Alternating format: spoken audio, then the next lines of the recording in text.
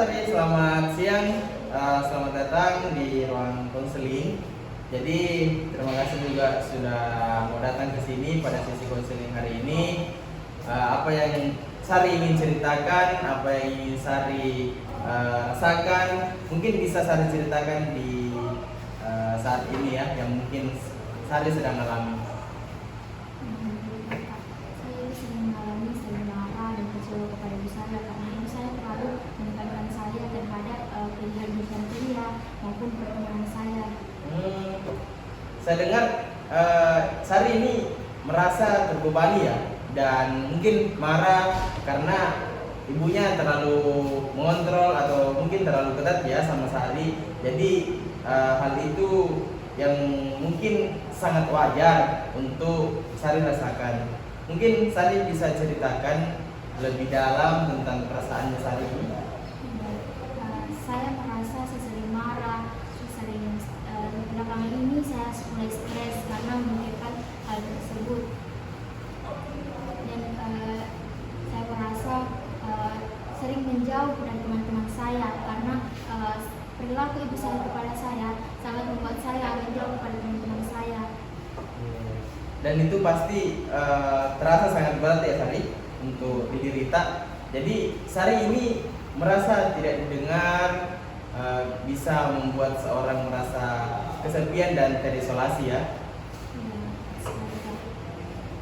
Jadi kamu ingin tetap dekat dengan ibumu, tapi juga ingin dia mengerti perasaanmu dengan cara yang tidak menimbulkan masalah. Begitu Sari? Iya, betul sekali Kak. Saya ingin seperti itu. Mungkin Sari kita bisa coba. Ada salah satu teknik yang mungkin bernama empathy chair, di mana kita gunakan empathy chair ini dalam sesi ini.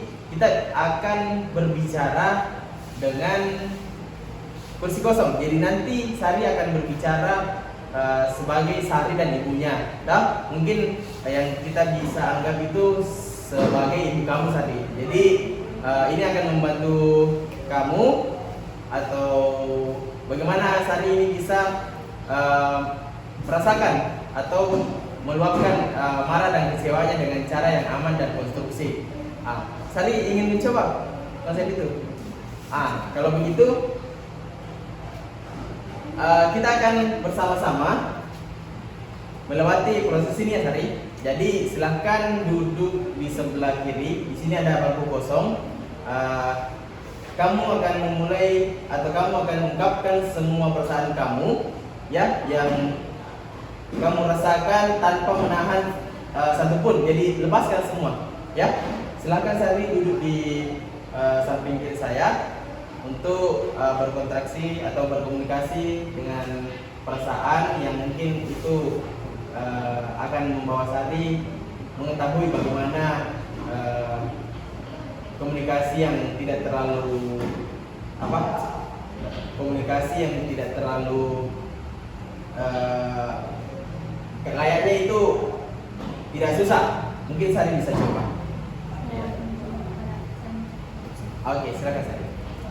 Ibu, saya sangat merasa kecewa dan marah kepada ibu karena ibu selalu menekankan saya tentang masalah pilihan jurusan perkuliahan dan pertemanan. Sikap ibu kepada saya sangatlah membuat saya jatuh dan tidak bisa terlalu memikirkan masa depan yang luas karena ibu terlalu menekankan kepada saya. Dan saya harap ibu bisa mengerti perasaan saya supaya ibu bisa membebaskan saya tentang memilih atau menentukan hidup saya sendiri dengan hidup yang lebih baik. Baik, saya silakan mewakili perasaan ibunya. Nah, bukan begitu maksud ibu. Aku merasa sangat marah, tapi saya merasa perlakuan ibu kepada Sari sangatlah membuat Sari mengecewakan. Tetapi perilaku ibu sangat ingin menunjukkan bahwa Sari harus memiliki masa depan yang cerah. Jadi perilaku ibu sangatlah baik kepada Sari karena ingin menunjukkan sikap tersebut agar Sari bisa memiliki kehidupan yang lebih baik lagi.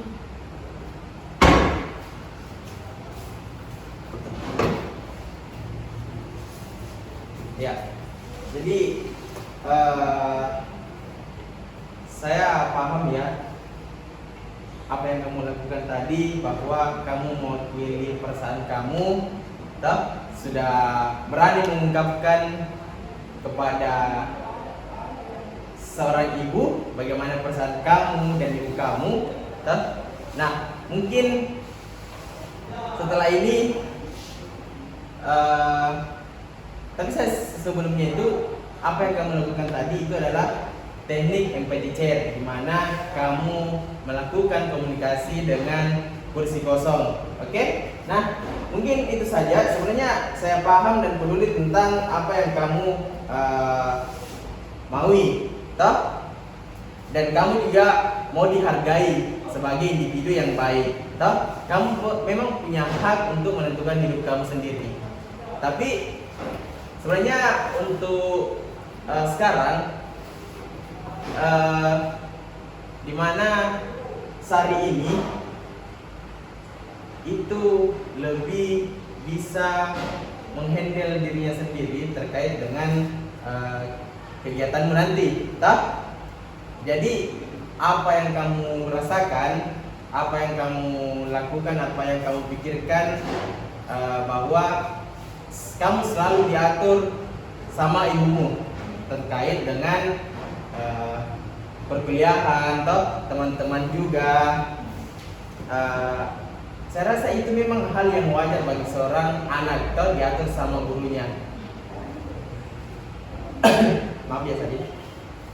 Jadi hal seperti itu hal yang wajar sebenarnya bagi saya sebagai orang tua ya. Toh mungkin ibu sudah percaya sama kita. Itu sangat penting sebenarnya. Bagaimana kita bisa buat atau kita coba buat cara agar kamu bisa menyampaikan perasaan kamu dan keinginan kamu pada ibu kamu sendiri dengan cara yang asertif mungkin ya, tanpa membuat kalian berdua itu terluka. Jadi ceritanya kamu melakukan kursi kosong, berkomunikasi secara tidak langsung bahwa kamu ini sudah melakukan atau sudah menyampaikan kepada apa yang kamu inginkan kepada ibu kamu, toh? Nah, mungkin seperti itu, Sari. Apakah itu ada yang mau dikatakan lagi? Saya sangat terima kasih karena menurut saya yang telah saya lakukan tadi itu sudah bisa menyampaikan perasaan sedih saya kepada ibu saya. Walaupun ibu saya belum berani atau belum bisa, tapi saya harap dengan yang tadi saya lakukan itu bisa lebih baik lagi untuk bisa saya ucapkan kepada ibu saya. Saya sangat termotivasi. Oke, saya begini tadi. Ini sebenarnya penting juga toh untuk bagaimana kita bisa mendengarkan perasaan ibumu, toh, dan mencari titik temu dan saling menguatkan supaya hubungan kalian tetap harmonis. Nah, dengan ini juga bahwa kamu bisa mengurangi beban emosional kamu dengan menemukan cara yang sehat menghadapi ibumu. Oke? Mungkin itu saja Sari untuk pertemuan kita pada hari ini. Mungkin kamu sudah lega menyampaikan apa yang kamu inginkan kepada ibu kamu. Mungkin jika ada kesempatan lain waktu lagi, kita akan bertemu untuk membahas masalah yang apa yang kamu alami ke depannya nanti.